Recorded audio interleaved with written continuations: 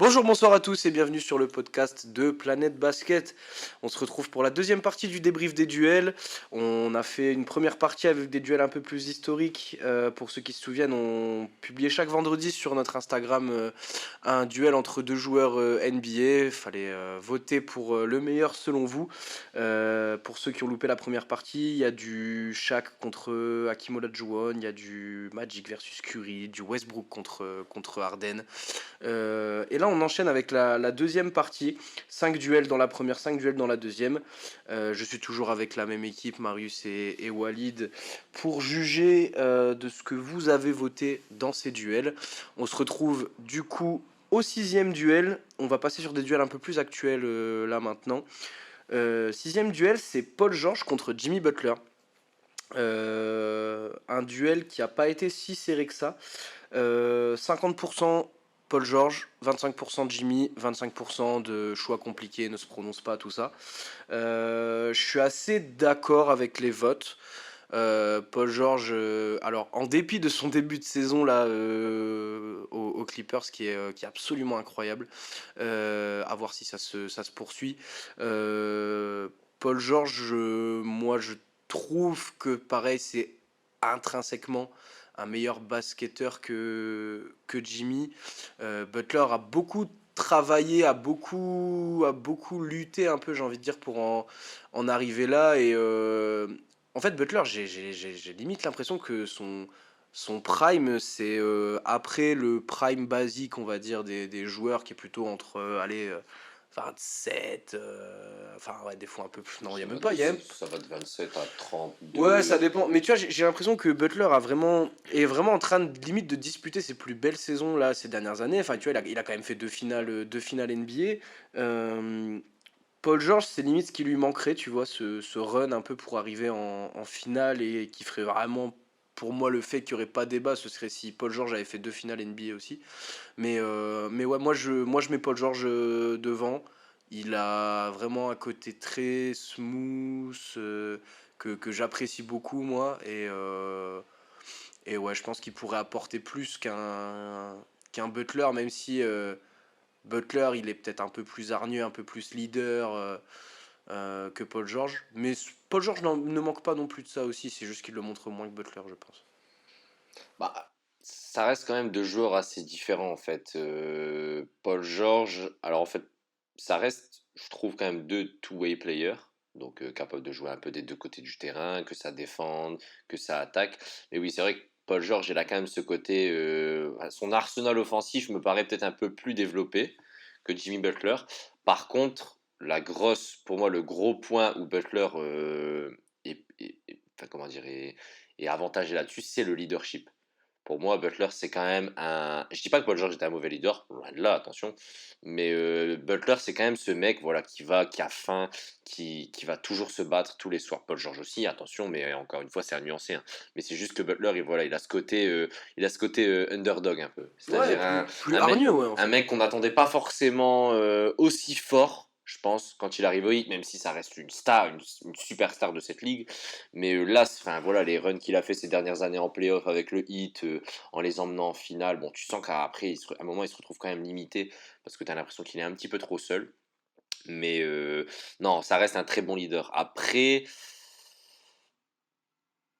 c'est compliqué parce que Paul George, ça fait quand même plusieurs années que bon, il a quand même connu une grosse blessure. Je pense Ouais, il y a ça aussi. qu'il l'a aussi Il a pas été épargné, qu'il ouais. a coupé en fait totalement dans son ascension parce que je pense qu'à ce moment Paul George était vraiment en train de montrer que c'était un joueur élite de cette ligue, Carrément. donc ça a été compliqué pour retrouver on va dire son niveau athlétique, mais je trouve qu'il a réussi à bien rebondir là-dessus et à développer encore plus sa palette offensive parce que c'est vrai que son shoot et sa sélection de tir elle est quand même je trouve pas que ce soit trop un joueur qui force ses tirs. Non. Donc c'est ça qui est quand même assez cool. Ça arrive forcément comme toute star, mais voilà, ça reste élite pour moi. J'aurais quand même tendance à mettre une. Ouah, franchement, je sais pas. Parce que parce que les runs en fait que Butler fait si Paul George arrive à faire un run où vraiment il l'a quand même fait avec les Ouais. finales de Non mais conférence. c'est ce que je t'ai dit, tu vois. Pour moi, si Paul George arrive 2 fois en finale NBA là, comme Butler a fait, pour moi il y a pas débat. Ah ouais, c'est ça en fait. Mm. Ça, je suis d'accord avec toi, mais pour l'instant, pour moi, il y a encore le débat. J'aurais peut-être tendance à te dire que je prendrais Butler, mais je préfère quand même Paul George sur le joueur. Mais je Ouais, puis pense que je prends quand même Butler. j'ai pas du tout parlé, t'en as très justement parlé de cet aspect blessure et tout. Paul George a fait un très bon retour de blessure, même s'il a pris le temps, voilà, etc. Il y a, il a eu, alors il n'a pas eu qu'une blessure, mais il y en a eu une grosse il y a quelques La années à fracture du tibia, l'entraînement elle est quand même. de Team USA qui était vraiment dur. Il y a des mecs qui se relèvent pas de ça en fait. Et lui, il a Et réussi. il a réussi, et même là, il a eu des blessures qui l'ont éloigné quand même plusieurs semaines, voire des fois plusieurs mois des terrains et tout. Et il Et réussit toujours à revenir. il réussit toujours à revenir et à contribuer au même niveau. Ça, C'est vrai. c'est vraiment beau aussi. Et même si rien n'enlève tout ce qu'a fait Butler aussi, enfin, dire l'année dernière, là, quand il sort les Bucks au premier tour à 40 points de moyenne, c'est extrêmement sale. Et encore une fois, comme tu dis, c'est pas du tout un truc auquel on s'attend. Bah, c'est ça. Donc après, je sais pas, Walid, t'en penses quoi, toi? Ouais, bah des joueurs qui ont certaines similitudes. Voilà, déjà à l'époque, two-way player comme Marius l'a dit, forcément de gros défenseurs. Même si petit avantage pour moi de ce côté-là pour Jimmy Butler. Euh, les blessures d'un côté, l'explosion un peu tardive de l'autre. Euh, Moi, pareil, du coup, d'un côté, il y a Jimmy Butler, voilà, depuis qu'il est à Chicago notamment. Oula, quand il était à Chicago, c'était pas mal. Après, il a vécu quelques transferts où ça s'est pas toujours très bien passé à Non, Philly, Minnesota. Minnesota, c'était compliqué. Et là, depuis qu'il est au Heat, enfin, c'est tout simplement monstrueux. Il est vraiment première option établie. Alors oui, sur le papier, enfin, je suis d'accord que intrinsèquement, Paul George, moi aussi, m'a l'air d'être un meilleur basketteur et même, enfin, on le voit en termes de scoring, ses meilleures saisons, là notamment celle-là au KC et tout, à 27 points de moyenne et quelques, c'est des standards que Jimmy Butler n'a jamais fait en régulière. Par contre, en playoff, bah, on le sait, là, il y a un Jimmy Butler en régulière et il y en a un autre en playoff, on commence à s'y faire et j'avoue que je suis particulièrement sensible au Jimmy Butler de playoff parce que bah, en fait, il a montré qu'il pouvait emmener son équipe vers les sommets. Alors oui, il n'y a pas de bague, mais il y a 2 finales de conf. Enfin, il y a 2 finales NBA et une finale de conf en 4 ans. Donc c'est très très sérieux, surtout que voilà, on parle souvent de Spoelstra, voilà, ils n'ont pas eu l'effectif le plus reluisant et le plus attendu à chaque fois, chaque année là depuis 4-5 ans. Pourtant ils sortent toujours de l'Est ou quasiment. Et tout ça, notamment, enfin, en grande partie grâce à, oui, Spoelstra, l'organisation, mais beaucoup grâce à Jimmy Butler. Oui, intrinsèquement, ça peut être un moins bon basketteur. Je trouve que c'est un meilleur défenseur, un meilleur playmaker. Mais c'est vrai qu'offensivement et dans la palette globale, c'est vrai que je mets un même niveau élégance sur parquet et tout. Alors, c'est peut-être subjectif et peut-être que ça compte que très peu, mais nous, on y est sensible en tant que spectateur. Voilà, on regarde ce sport. Forcément, on aime voir des équipes gagner tout. On aime avant tout voir des belles actions et des belles séquences de sport, ce que nous offre tous les deux. Mais c'est vrai que Paul George a une facilité à nous offrir ce genre de séquences. Mais ouais, du coup, Paul George, je trouve ça vraiment trop monstrueux. Comment il mène le hit, son leadership, sa défense. C'est. Il se fait jamais dominer foncièrement par un adversaire ou casser les dents. Enfin, ça fait quelques années qu'il a l'air serein dans son basket, qu'il a confiance, il sait ce qu'il peut faire. Il a confiance aussi en ses partenaires ils lui rendent bien parce que c'est souvent un jeu assez collectif et tout. On va voir cette saison déjà. Les deux ont l'air d'être dans des situations différentes, mais les deux vont jouer déjà sur une même saison, donc ça c'est déjà pas mal. C'est encore des joueurs qu'on peut voir encore évoluer pendant quelques années, donc on verra jusqu'où ils se dirigent. Mais ouais, pour l'instant Jimmy Butler, mais j'attends beaucoup de Paul George parce que ouais, je pense que intrinsèquement, si il est épargné par les blessures et que ça file droit, il peut vraiment mettre peut-être fin au débat. Même si Butler, ça reste un sérieux client et on attendra les playoffs. Sérieux. Peut-être qu'on prend Paul George en saison régulière et Butler en playoff, dépendant de ce que ça va donner cette saison et surtout si les joueurs sont épargnés par les blessures, parce que ça commence un peu à vieillir aussi. Donc, Une dernière chose, je veux juste te dire, Paul George a quand même fait des runs aussi quand même de playoff. Hein. Oui, Faut pas oui, oublier oui, déjà le run où il est où Kawhi se blesse au premier tour, c'est en 2021. Kawhi se blesse au premier tour contre le Jazz et en fait Paul George se retrouve à porter Et il le tout fait seul très la bien. franchise. Et il le fait très bien. Il le fait très bien. Je pense qu'il a eu des périodes de débâcle un peu en playoff où ça a été compliqué. Il a été très critiqué, mais je pense qu'il a su rebondir pour s'améliorer. En espérant que Paul George et les Clippers choperont peut-être une finale NBA, ça ferait du bien à la carrière de Paul George, je pense. On enchaîne les gars, duel suivant. On va encore plus partir dans l'actuel. Et là, petit duel de jeunes, de très jeunes même. C'est des joueurs qui sont en NBA depuis pas si longtemps que ça, enfin surtout comparé au duel qu'on vient de faire. C'est LaMelo Ball contre Tyrese Haliburton. Alors les votes sont assez clairs. On a, en fait, c'est du 60-20-20, grosso modo, 60% de LaMelo Ball du coup, 20% de Tyrese Haliburton et 20% de compliqué, choix difficile toujours. Mais alors, moi je vais vous dire LaMelo Ball maintenant, mais je pense que là, si Haliburton continue sur la lancée de la saison dernière là, qui fait où il est limite border, il est border All-Star, hein, c'est quand même. Il est All-Star. Ah, il est All-Star. Il est All-Star. Ah, il est All-Star, ouais, enfin, il est All-Star, c'est un truc de fou. Enfin, c'est, je pense, un des All-Stars les plus inattendus peut-être de la saison dernière. Je dis pas que c'est immérité, hein. Je dis juste que en début de saison. LaMelo, il est All-Star aussi. Ah ouais? J'ai un doute. Attends, on va vérifier. Je crois qu'il est All-Star aussi. Ils sont tous les deux All-Star une fois, je crois. Mais c'est possible, Ouais, hein. tous les deux sont All-Star une fois, ouais. Mais pour moi, tu me dis ouais, cette saison, Tyrese Haliburton, il va être All-Star. Je rigole. Et je rigole plus que si tu me dis LaMelo Ball va être All-Star, tu vois. Ouais. Mais les deux sont assez inattendus, surtout à leur âge et au début de saison, enfin au début de carrière là qu'ils ont, qui est déjà très très chaud. Moi, je donne LaMelo Ball pour l'instant. Voilà, côté spectaculaire, très intéressant, vous allez en parler, je pense. Mais je pense que chaque saison, on peut refaire le duel. Et chaque saison, si Haliburton continue sur cette lancée, le gap va se réduire un peu. Et je pense que si tu fais le bilan dans 3-4 ans, là, si ça continue sur cette lancée, Haliburton, ouais, attention quand même pour le futur. Bah, moi, j'ai aussi envie de prendre les franchises. Je pense que, je sais pas, moi j'ai peur que Charlotte ce soit. C'est pas une bonne franchise. Enfin, c'est pas que c'est pas une bonne franchise, mais t'as l'impression que tous les joueurs en fait ont toujours des problèmes extra-sportifs. T'as eu Miles Bridges, t'as eu Montrezl Harrell, t'as eu Brandon Miller là récemment. Je sais pas, moi le cadre de Charlotte me rassure pas en fait. C'est, j'ai l'impression, je sais pas, Lamelo est très fort, hein, enfin, voilà, il nous l'a montré, c'est un super basketteur, playmaker, grand, quand même assez athlétique, qui a développé aussi son shooting, enfin qui a pas développé, qui a un bon shooting de base, mais voilà, qui a montré qu'il était assez fiable. Mais je sais pas, moi il me fait peur ce joueur en fait. Je trouve qu'il a un côté un peu instable, même avec son père. Enfin, je sais pas, c'est assez compliqué. La famille Ball, c'est autre chose encore. Ouais, mais je trouve qu'il impacte en fait justement sur ça en fait. Et je sais pas, ça me.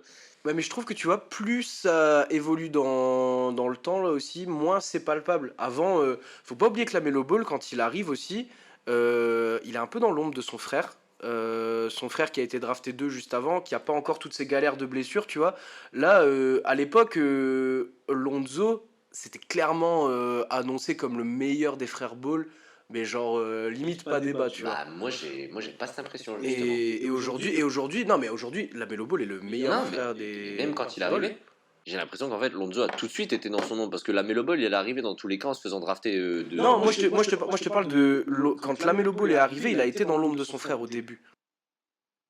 Bah, je trouve même pas. Enfin, j'ai pas. Mais enfin non, mais il s'est très vite fait son nom, hein, Lamelo Ball.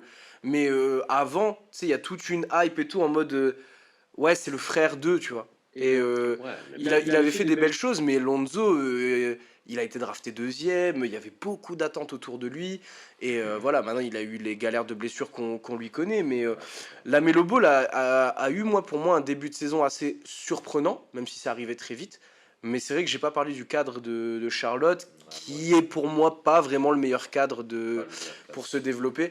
Je sais pas si vous suivez Kai Jones, l'intérieur des Hornets, qui est un peu en train de péter les plombs ces derniers mois aussi. coupé, hein.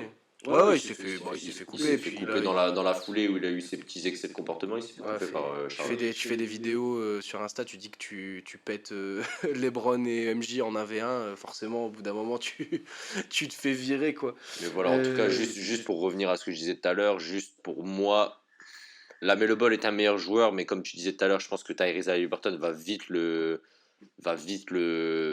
s'il continue en tout cas sur la lancée où il est là, va vite être dans la discussion pour le dépasser, je pense. Ouais, ben deux meneurs, deux jeunes joueurs, mais assez différents. Voilà, on a tendance à Tyrese Haliburton peut-être un peu plus old school, gestionnaire, avec un shoot à 3 points tout à fait moderne par contre. Et la mélo, c'est sûr qu'il a ce côté beaucoup plus flashy, foufou, des highlights à plus savoir quoi en faire, des alley-oops, des... Et moi je suis d'accord avec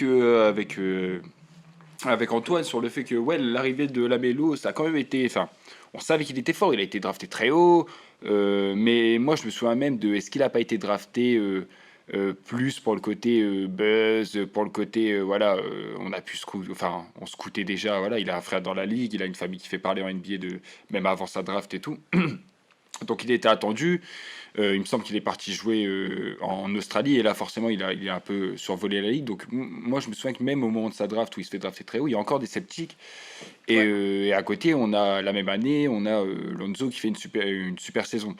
Alors c'est vrai que C'était sa dernière belle saison. la Mélo, non, parce qu'il se fait transférer après, il fait une saison pleine aux Bulls, Ouais, c'est qui vrai, il est y en a très encore bonne. une après, ouais. Ouais, quand même. Mais du coup, très vite dans la saison, par contre, au bout de, bon, il me semble, 2 3 mois, bon, on se dit, ok, bon, il y a peut-être un frère Ball qui est meilleur que l'autre et c'est peut-être pas le plus vieux. Et bon, maintenant, je pense que voilà, surtout avec les soucis de blessure. Alors lui aussi, on a eu un peu, là, il a été blessé.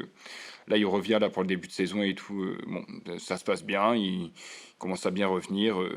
On attend de voir peut-être un peu plus, mais bon, il y a eu 2 ou 3 matchs pour les Hornets, pas plus. Et du coup, en fait, moi, la question que je me suis posée, plus de savoir qui est le meilleur aujourd'hui ou qui a fait le meilleur début de carrière, c'est lequel a le plus de chances d'aller très haut. Ouais. Ou si un des deux doit aller Qui, très très haut. qui serait le meilleur, par exemple, dans 5 ans, tu vois? Et je pense qu'il y a un plancher bas d'Haliburton que difficile pour moi d'imaginer Haliburton faire une carrière désastreuse. Je pense voilà, qu'il va un peu s'étoffer, qu'il va pouvoir tenir un peu plus de monde en défense. Développer son shoot Et aussi. justement, Haliburton est déjà un shooter Non, c'est déjà un bon élite. shooter, mais il a quand même une. Enfin, tu sais, Oui, une mécanique un peu ouais, c'est spéciale. ça, il Ouais, arme bizarrement, quoi. C'est un peu bizarre. Tu sens que ouais, le ouais, shoot, c'est vrai. tu sens que le shoot, c'est pas. Il l'a développé parce que forcément, il est très bien entouré. Mais tu sens que le shoot, c'est quand même quelque chose qui sera amené, je pense, encore à développer au fur et à mesure S'il de sa l'améliore carrière. encore alors qu'il flotte déjà autour des 40%, Ouais, non, mais oui, ça va être très grave. on va faire attention. Mais ouais, moi je dirais du coup plancher bas, je pense qu'Haliburton ne descendra pas très très bas. La mélo, bon, c'est plus risqué, donc forcément, moi j'ai tendance à imaginer un plancher bas plus bas. Par contre, ben, un plancher haut aussi peut-être plus haut pour la mélo. Alors même si je trouve qu'il y a discussion, c'est pas aussi évident que voilà. Mais je pense que voilà, la mélo peut aller plus haut qu'Haliburton. Après, est-ce qu'il ira? Est-ce que Haliburton va pas déjà côtoyer les top meneurs de jeu pendant de belles années là très vite? Leur évolution va être intéressante. Pour l'instant, je mettrai Tyrese Haliburton. Plus de certitude, pour l'instant plus fiable même physiquement et voilà, je pense que son shoot à 3 points est meilleur que celui de Lamelo, même si les deux sont intéressants. Je pense que sa capacité à gérer une équipe et tout, ça peut le faire aller, enfin ça peut durer dans le temps.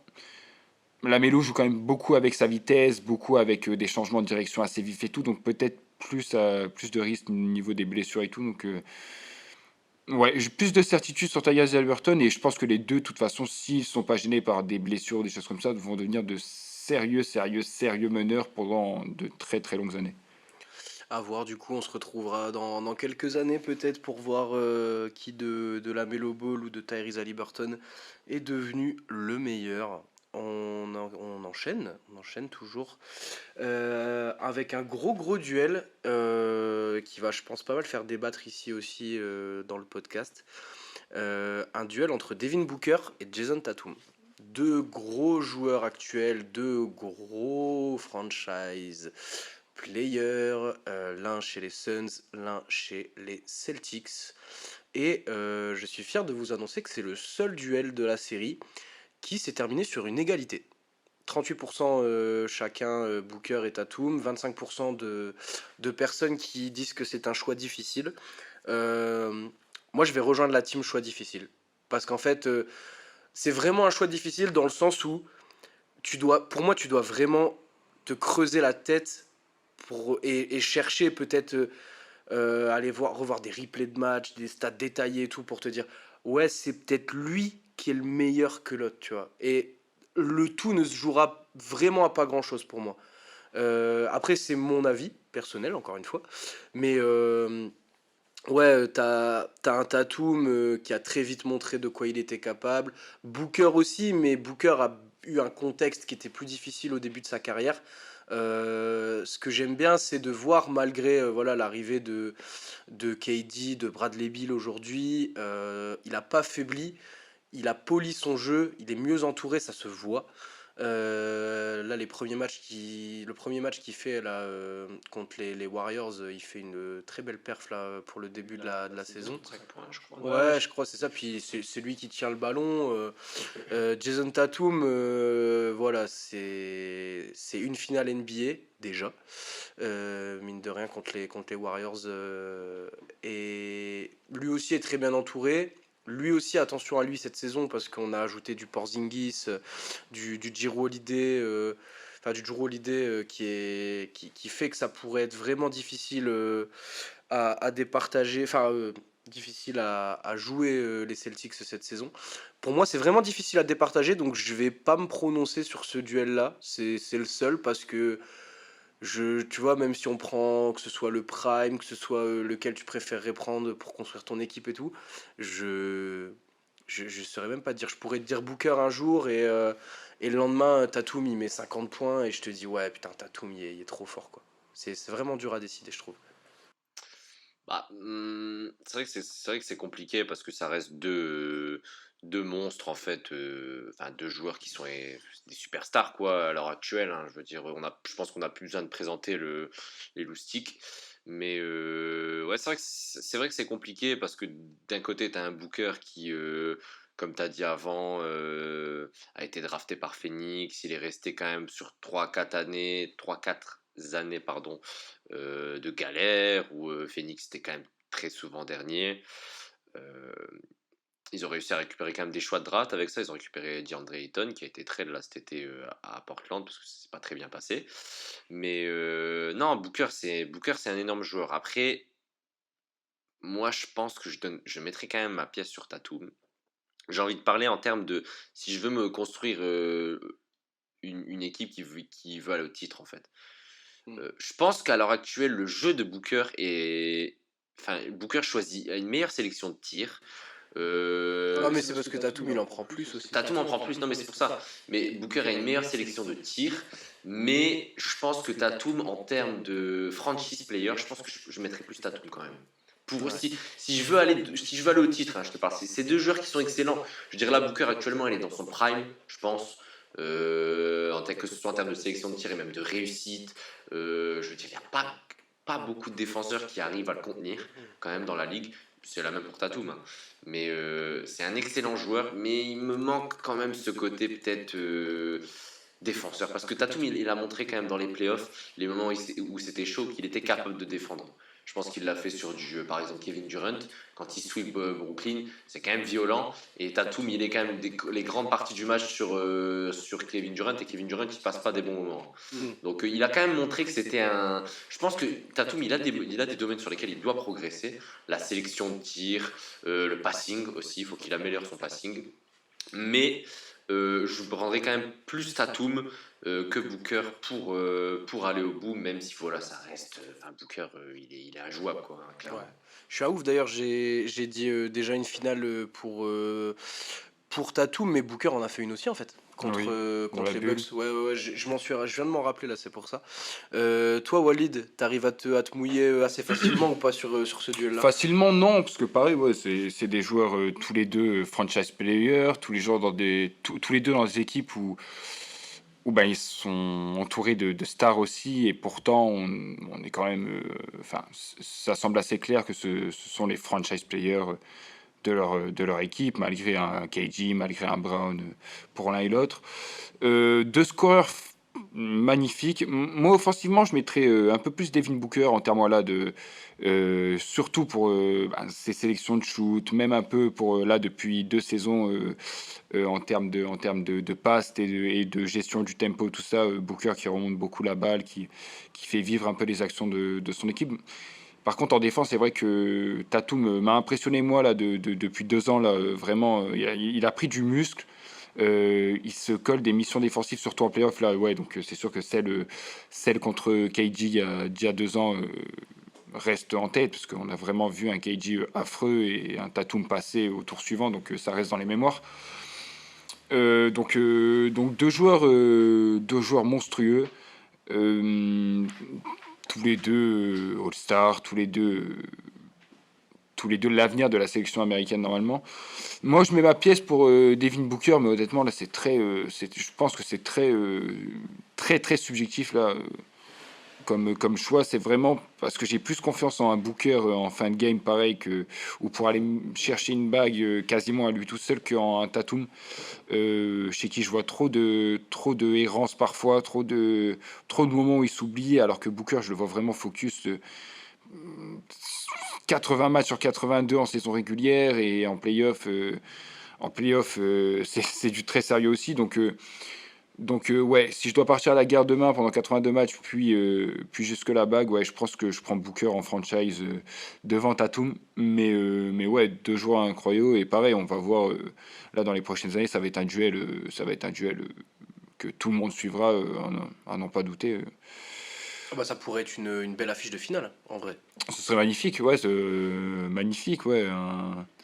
Un Tatum et un Booker Prime avec leur équipe de déménageurs et de fous furieux, tous là pour gagner une bague. Ouais, non, incroyable. On verra, hein, peut-être cette année. À voir, à voir. On a la chance de vivre dans une époque où bientôt on pourra voir des duels. Je sais pas quand c'est là cette saison, les duels Suns-Celtics, mais ils seront très intéressants Ouais. à regarder rien que pour voir Booker et Tatum s'ils jouent tous les deux, bien sûr. Avant-dernier duel, les gars, avant de passer au dernier duel qui sera un très très gros morceau, on va parler d'un duel qui a fait très peu débat. C'est Dirk Nowitzki contre Kevin Garnett.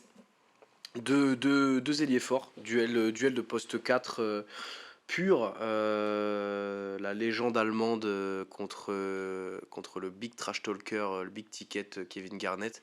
Ça n'a pas fait un pli légal sondage. On est grosso modo à 80% de vote pour Dirk Nowitzki. 15% ne se prononce pas, 5% pour Kevin Garnett seulement. Euh, alors, les sondages, voilà, faut pas les prendre tels qu'ils sont, tu vois, parce que évidemment qu'il n'y a pas une différence aussi énorme, enfin du moins pour moi, entre Kevin Garnett et Dirk Nowitzki. Je pense que Dirk Nowitzki a pas mal marqué son époque aussi. Aussi pour nous, Européens, tu vois. Enfin, je veux dire, moi, il y a eu beaucoup hein, de bons Européens en NBA, mais en fait, tu me dis Européen en NBA, ouais, je pense Tipeee parce que la France, tu vois, mais limite, Dirk, il arrive en deuxième facile, tu vois, alors qu'il y a du Gasol et tout. Mais non, Dirk, pour moi, j'aurais pris Dirk aussi. Il a fait une très belle carrière. Kevin Garnett aussi, hein, mais Kevin Garnett, moi je vais revenir. Alors, c'est pas le même comportement que James Harden, mais c'est le même problème de comportement que j'ai. Là, c'est un joueur avec lequel moi j'ai plus de mal perso parce qu'il a c'est un gars qui trash talkait beaucoup, qui faisait derrière les actes. Hein, c'était pas le tout de juste trash talk le mec en face, ça lui mettait les stats qu'il fallait aussi.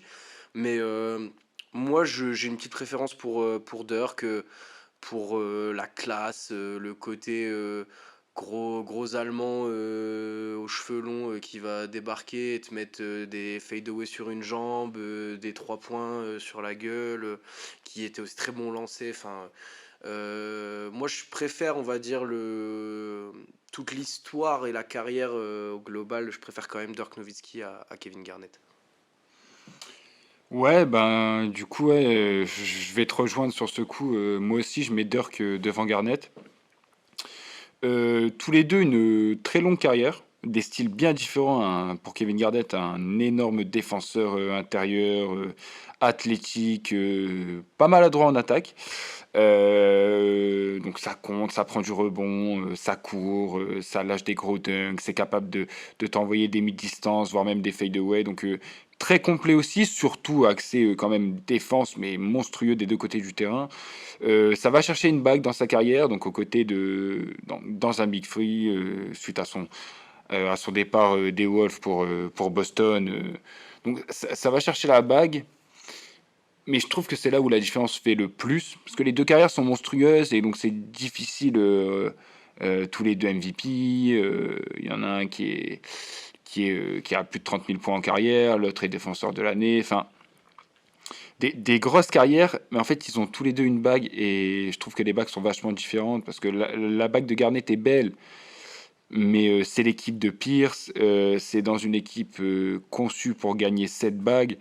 La construction est vraiment pas la même, et je suis bien plus sensible à la construction des Dallas, donc des Mavs, qui vont chercher le titre avec Dirk. Voilà, en l'entourant petit à petit, ça se casse les dents. Dirk est critiqué comme un peu un croqueur, un gars qui fait des stats, un Européen encore qui fait des stats, mais qui défend pas et qui sait pas sauter, en gros.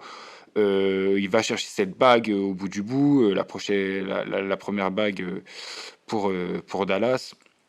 Donc vraiment pas les mêmes bagues. En fait, il est franchise player, c'est son équipe, c'est il est MVP des finales, donc pas de discussion possible sur cette bague. Et là, en fait, la différence se fait trop parce que les carrières sont tellement belles toutes les deux, mais juste, bah, il y a une bague qui t'envoie directement au Panthéon, et une qui est belle mais qui a vraiment pas la même saveur. Donc ouais, pour moi, Dirk sans trop d'hésitation. Alors, c'est vrai qu'il y a quand même beaucoup d'arguments qui font qu'on pense en fait à Nowitzki quand même en tant que meilleur entre les deux joueurs, même si voilà, ça reste des profils très différents. Garnett, comme tu as dit, Walid, c'est plus un défenseur, a aussi un quand même gros leadership, je trouve. Et moi, j'étais pas d'accord, par exemple, avec ce que tu disais sur Harden, le comparant sur Harden, parce que il y a le côté trash talk, il y a le côté pas trash talker mais mauvais caractère, mais il y a le côté où le mec il a été blessé, hein, il a eu des petits soucis, mais la plupart des matchs il les jouait. Et en fait, c'est là où j'aime quand même beaucoup Garnett parce que je trouve que c'est un galvaniseur en fait. Il va te donner envie tous les soirs de te battre pour ton équipe et de tuer sur le terrain quoi. Je dis pas que Nowitzki le fait pas, Ah non, non, non. mais Garnett justement c'est un energizer en fait. Moi, je faisais cette comparo parce que c'est des problèmes comportementaux, mais c'est pas les mêmes problèmes comportementaux. Je veux dire, Harden, je pense que la starification des joueurs NBA aide pas aussi. Garnett, bah, était à une époque où il était déjà starifié, mais aujourd'hui, ah, tu vois, avec Twitter, Ah oui, tout ce oui, qu'il y a et c'est clair tout, et net. Harden, t'es là au bout de ton doigt, tu peux casser les couilles à un GM en tweetant ouais, Daryl Morey, t'es nul à chier. Enfin, et à l'époque, t'avais moins ça à l'époque de Garnett. Et Garnett, je pense qu'effectivement, il était un peu plus col bleu, un peu plus en mode je suis capable de mettre mon ego de côté, et d'aller au mastic, etc. Mais je pense aussi qu'il avait ce côté où Garnett, s'il avait envie de te faire chier, oh, il pouvait tellement te casser les C'est couilles. ça. C'est un truc de Non, fou. c'est clair que c'est un personnage, hein, il a un caractère enfin voilà, un caractère de fou. Mais oui, c'est vrai que moi aussi, j'aurais quand même tendance à prendre Dirk, comme disait Walid, je suis assez sensible aussi à la construction qu'il y a eu à Dallas. Comment il s'appelle le meneur qui récupère en backup? Je confonds toujours. À, à Hmm. Dallas. Ouais, c'est ça, Ouais, Jason Terry, ouais. Jason Terry, ouais, c'est ça. Jason Terry, ouais. Jason Terry qui s'était un peu mis en seconde option. Donc non, ouais, c'est gros respect à Dirk qui a su montrer que voilà, on n'a pas forcément besoin d'avoir des super teams pour aller au bout. Et puis ouais, il était quand même, enfin voilà, il était injouable, hein, je veux dire. Miami ont quand même pu le constater que voilà, il n'y avait pas grand monde à ce moment-là qui était meilleur que lui sur la planète basket. Donc Donc franchement, non, non, je mets quand même je mets quand même ma petite pièce sur Dirk, même s'il faut quand même pas discréditer Kevin Garnett, qui reste un énorme joueur dans notre sport. Bien sûr, gros respect à Kevin Garnett, mais gros respect à Dirk aussi, qui a fait une bête de saison et qui a eu un gros titre aussi avec sa franchise de cœur Dallas. Bon, du coup, les gars, on va attaquer le dernier duel maintenant. Gros duel que tous les basketteurs ont déjà dû se poser. Ouais, les duels de ce qu'on pourrait considérer comme les deux GOAT du basket aujourd'hui. D'un côté, LeBron James et de l'autre, Michael Jordan. Alors, le sondage est sans équivoque. Je vous avoue que je m'attendais à ce que ce soit plus serré. De toute façon, on va quand même débattre, hein. Je sais déjà un peu les avis autour de la table et c'est pas tous les mêmes. Euh, Entre les deux, c'est Michael Jordan qui est le plus plébiscité. 65% des votants, 18% pour LeBron et 18%, choix compliqué, ne se prononce pas. Je vais rejoindre le camp de la majorité et je vais choisir MJ aussi. Je vais reparler de la comparo que j'ai faite je crois que c'était dans la première partie. Je sais plus sur quel duel je l'avais fait. Je crois que ça devait être. Peut-être c'est sur Tracy et Carmelo. Ouais, je crois que c'était ça, c'était sur Tracy et Carmelo. En fait, pour moi, les deux ont des carrières de ouf. Genre, j'ai aucun problème à ce qu'il y ait des gens qui disent ouais, pour moi, LeBron, c'est le GOAT. Tu vois, et je pense encore que il a ce côté un peu comme Steph Curry contre Magic où peut-être que là aussi, il y a tout un côté où dans 10, dans 15, dans 20 ans, on aura un recul sur la carrière de LeBron où on se dira waouh, c'était quand même un truc de fou furieux. Enfin, le mec est encore en train de carry une team à bientôt 40 ans. Enfin, c'est scandaleux. Euh, mais pour moi, je vais prendre une comparo dans le foot entre CR7 et Messi. Pareil, il y a des footeux qui seront pas forcément d'accord avec moi, mais je trouve que Cristiano Ronaldo a un côté plus travailleur et c'est plus donné, entraîné, etc. pour en arriver à son niveau qui a été incroyable. Et Messi, pour moi, avait un talent qu'il a travaillé aussi, hein, mais qui était plus inné, qui était plus en lui, tu vois. Et LeBron a le basket en lui, c'est indéniable. Mais pour moi, il a aussi beaucoup travaillé enfin, c'est pas pour rien qu'aujourd'hui, à 39 ans, il a encore cette forme physique, ces qualités athlétiques-là. C'est un monstre de travail qui dépense je sais pas combien de millions de dollars chaque année pour sa condition physique, son alimentation, Diététique. la diététique, enfin voilà. Euh, je dis pas que Jordan l'a pas fait, mais il était à une époque où c'était un peu différent aussi. Mais Jordan, pour moi, avait plus de talent inné pour le basket. Genre, c'est pour moi, je sais pas comment expliquer, mais enfin, je l'ai moins vécu que LeBron, hein, mais pourtant, je, pour moi, tout ce qu'il a fait, ça témoigne d'un gars qui est davantage, j'ai presque dire au-dessus du basket en fait. Là où LeBron, il s'est, il s'est plus élevé, il partait de plus loin, et lui, il s'est élevé pour arriver aujourd'hui à un niveau qui peut être comparable à celui de MJ, hein. Allez les gars, maintenant c'est à votre tour de vous mouiller. Du coup, ouais, c'est vraiment deux lectures de toute façon différentes, parce qu'encore une fois, les carrières sont vraiment différentes. On a eu un prime, pour le coup, tu parlais de prime, quand tu parlais de Shaq, Marius, prime jamais vu. Moi, le prime de Michael Jordan, je l'ai jamais vu. 6 bagues en 6 ans, après une petite retraite d'un an et demi entre deux, c'est quand même un sacré prime. Sur le côté gagnant et voilà, absolu vainqueur que Michael Jordan, du coup, a laissé après sa retraite et encore maintenant, c'est fort, c'est sûr que. Mais en fait, ce que fait LeBron, alors oui, on peut dire, enfin, on peut citer plein de choses que Michael Jordan a fait, on peut dire c'est du jamais vu. Mais du coup, je vais le sortir pour LeBron James. Et en fait, ce qu'on voit de LeBron James, c'est du jamais vu. Alors, j'entends ce que tu dis par le côté oui, quand ils arrivent en NBA, il y en a un qui qui sent le basket davantage que l'autre, même si les deux puent le basket, hein, bien sûr.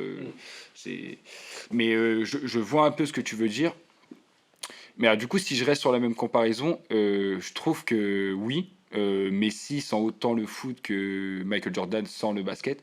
Par contre, je trouve du coup dans ces cas-là que LeBron James sent davantage le basket que Ronaldo sentirait le foot à leur début. Genre, je sais pas ce que tu vois. Ouais, après, moi, c'était une comparo dans les idées Et oui, aussi, tu vois. Mais et la comparaison, je trouve que elle a du sens. Mais du coup, ouais, je trouve en fait que LeBron James, même en arrivant, peut-être oui, peut-être qu'il est un peu moins, comment dire, basket qu'un Michael Jordan. Voilà, ça respire peut-être légèrement moins le basket. Et encore, je trouve que voilà, on pourrait juste discuter de cette partie-là pendant très longtemps. Mais en fait, je trouve que l'écart est pas très gros. Par contre, le travail fait après pour rester 20 ans dans la ligue, par contre, ce travail-là est monstrueux. Alors qu'il partait déjà de l'élite. Voilà, mais, LeBron, quand il arrive en NBA, c'est déjà l'élite, c'est déjà le rookie le plus attendu de l'histoire de la ligue et tout. Donc, en fait, ce qu'il a fait et ce qu'il continue de faire, enfin, mentalement, toujours réussir à se réveiller voilà, chaque matin et à se dire voilà, je veux rester au top, je veux continuer de gagner, je veux aller le plus loin possible chaque saison, continuer de pousser mes coéquipiers le plus loin possible. Parce que aussi ça, en termes de coéquipiers, je pense, alors, comme vous l'avez dit tout à l'heure, on n'est pas dans les vestiaires et tout, mais de ce que moi je ressens, de ce que dégagent un peu les vestiaires, et que LeBron James en fait est un coéquipier vraiment incroyable pour tirer un groupe vers le haut. On a même parlé de LeBron James coach avant même ses coachs, tout ça, donc des fois à tort, mais je trouve que ce qu'il amène dans une équipe, dans une franchise, à chaque fois qu'il arrive dans une franchise, c'est cette envie de, pas seulement de gagner, mais vraiment de gagner avec tout le groupe, peu importe qui il a autour de lui. Toujours gagner avec le groupe, monter tout le monde vers le haut, ce qui l'a emmené quand même. Alors oui, il y a 10 finales, 6 défaites dans des finales.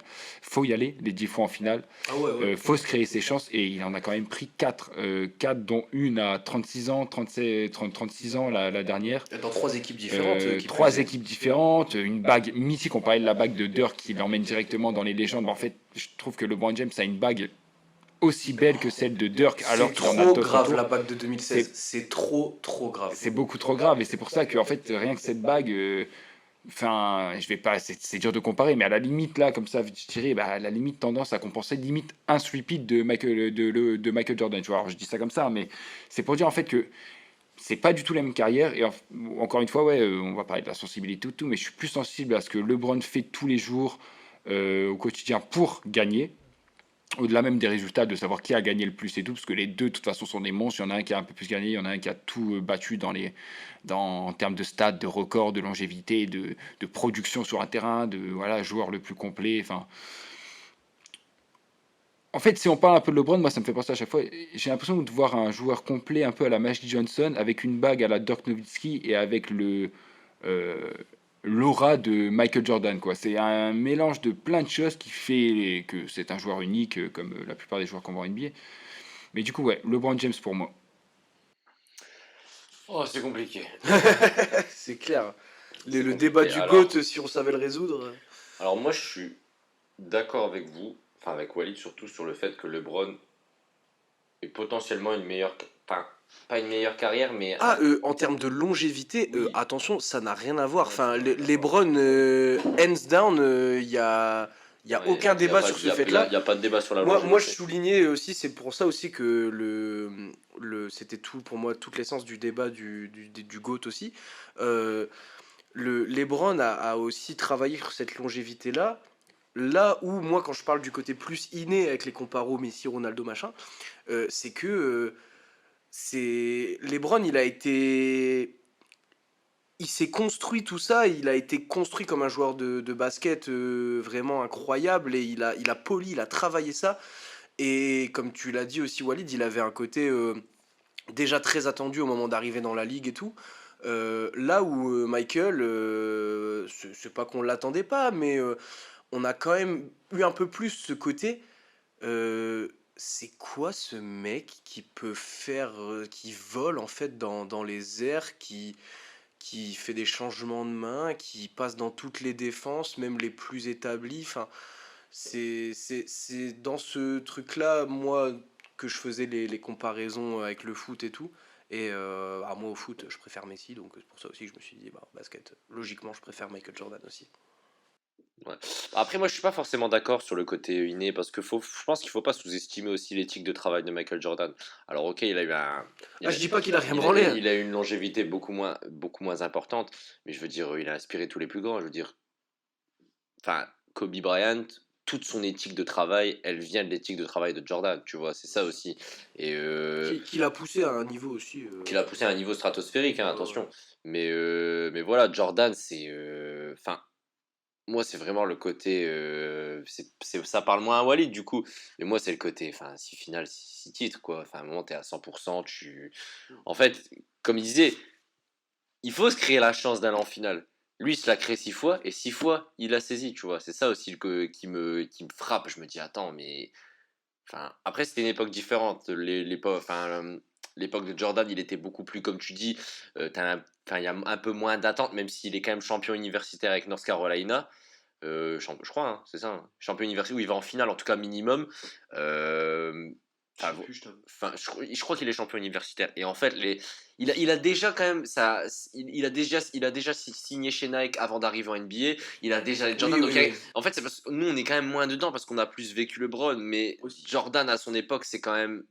Enfin, c'est révolutionnaire, tu vois, t'as jamais vu ça. C'est un ovni, c'est un mec qui est capable de faire des changements de main, de dunker sur n'importe qui. Le shooting, c'est pas, on va dire, son point le plus fort, même s'il l'a développé au fur et à mesure de sa carrière. Mais voilà, c'est un monstre athlétique, en fait, dans une époque où la NBA est peut-être un petit peu plus. Ben voilà, tu sors de l'époque un peu Magic, tu sors de l'époque Bird aussi un peu, il commence à arriver un peu plus sur la fin. C'est vraiment le renouveau de la NBA. Et voilà, le mec, il a surpassé, je pense. Enfin, tu dis au début de carrière de Jordan, et ça peut être la même pour le début de carrière de LeBron, mais au début de carrière de Jordan, tu dis, ouais, le mec là, il va faire deux fois trois titres de suite. Enfin, jamais tu le crois, tu vois. Et Ouais. c'est pareil pour LeBron. LeBron, au début de sa carrière, tu te dis, bah, même si tu vois, je trouve que le début de carrière de LeBron, tu l'attends plus parce qu'il arrive en étant premier choix de draft. Tout le monde l'attend médiatiquement. Enfin, il est suivi depuis le lycée. Enfin, c'est vraiment un truc de fou, quoi. C'est Ah, lui, un. il a baigné dedans très vite, hein. C'est ça. Donc, non, la carrière, je pense que je prendrais la carrière de LeBron, mais intrinsèquement Jordan. Enfin, pour moi, il n'y a personne qui pouvait le. C'était le roi. C'est pour C'est ce juste le côté. roi. LeBron, c'est le roi aussi. Bien sûr. Mais Jordan, c'était le tyran, on va dire. C'était celui qui volait tout, qui raflait tout sur la période.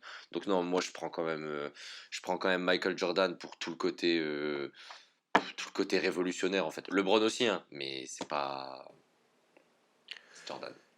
Eh bah dites-nous si vous préférez le roi MJ ou King James.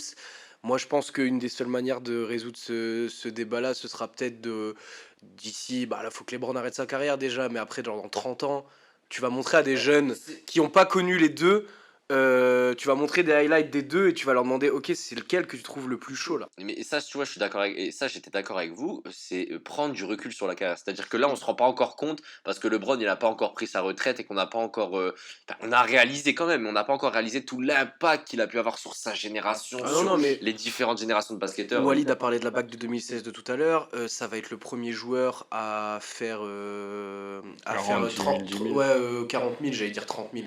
40 000 points, 10 000 rebonds, 10 Non, c'est 000 clair, passes en hein. carrière. C'est clair. Là, il a loupé les playoffs il y a 4 5 ans. Avant ça, la dernière fois qu'il avait loupé les playoffs, on était quand même, limite, on payait encore en francs, tu vois. Enfin, la longévité de la carrière de LeBron est indéniable comparée à celle de Jordan. Mais voilà, moi je prends aussi ce côté intrinsèque qui fait que je choisis davantage le roi MJ avec mon cher Marius et Walid, lui, est un des partisans de la team LeBron. Petite question là, si LeBron, qui est encore en cours de carrière et dans son prime apparemment, s'il nous répète une petite bague avant là, 1 an ou deux, là, cette saison ou la Moi j'ai suivante. toujours dit, depuis le titre de 2020 là, j'ai toujours dit que là, s'il rechoppe une bague en étant encore, il a 39 ans. Il a 39 ans. Ouais, Je sais pas combien de pourcentage de joueurs NBA arrêtent leur carrière à 39 ans, voire sont déjà plus en NBA depuis plusieurs années. ouais. Et moi, j'ai toujours dit, là, depuis qu'il a eu le titre en 2020, si là, il rechoppe une bague maintenant, en étant encore un acteur important, je reconsidère la question. Facile. Franchement, là, je commence à reconsidérer la question facile. Ah, parce que moi, ça me le mettrait vraiment dans une caste, genre limite d'intouchable pour. Ah ouais, ouais. Sauf, enfin, en fait, là actuellement, s'il finit sa carrière avec une belle fin de carrière classique, mais sans bague, en allant encore toucher une demi-finale ou deux de conf, sorti proprement après et tout, bref. Non, c'est les bagues dont on se rappelle. C'est parce que là, Ouais, c'est pour actuel. ça. Enfin, là, Jordan, il a fait beaucoup de finales et qu'il a gagné, tu vois, là, il y a la réussite. Mais tu te souviens pas des finales de conf. Non. Là, la finale de conf des Lakers de l'année dernière, qui va s'en rappeler? À la limite des Personne. finales NBA, Oui, oui. tu peux commencer à Être t'en en rappeler, mais finale, c'est sûr oui, que les oui. finales de conf, les demi, tout ça, ça y est, on oublie au bout de 2 saisons. Mais euh, là, du coup, moi, j'ai tendance à mettre, je mets LeBron un peu devant pour l'étendue de la carrière au global, le joueur. Par contre, si LeBron va rechercher une bague, ouais, moi, enfin, ça me le mettrait en fait dans une dimension encore à part de celle de Michael Jordan. Tu vois, Ah ouais, non, il franchement. créerait sa classe tu vois, dans mon esprit en mode il y a LeBron et le reste du basketball et Ouais. de l'histoire. Non, franchement, moi aussi, parce que Enfin. Là, Parce là, il qu'il y a a 40 débat. ans. Là, il y a débat. Et moi, j'ai aucun problème avec les gens qui disent que LeBron est meilleur. Là, il y a déjà débat. Ouais. Tu rajoutes une bague Une à bague un à gars dans 40 le ans. débat. Bah, c'est tout, frère. C'est tout. Hands down. Et on respecte King James, quoi. Bah du coup dites-nous, encore une fois dites-nous qui vous préférez, vous êtes plus team MJ, team LeBron. Petit rappel des duels en rapide pour cette deuxième partie. On avait du Paul George contre Jimmy Butler, on a mis Paul George devant assez facilement, sauf en playoff où Butler est toujours capable de faire des folies. Moi, j'ai mis Butler. Ouais, c'est vrai. La Melo Ball, Tyrese Haliburton un peu plus serré, là, le duel entre les deux jeunes. À voir dans quelques années si c'est pas un peu plus équilibré. Devin Booker, Jason Tatum, égalité chez les votants et chez nous c'est assez serré aussi. Et les avis divergent entre le meneur des Suns et l'ailier, le meneur arrière des Suns et l'ailier des Celtics. Pas de débat par contre en revanche pour Dirk face à Kevin Garnett.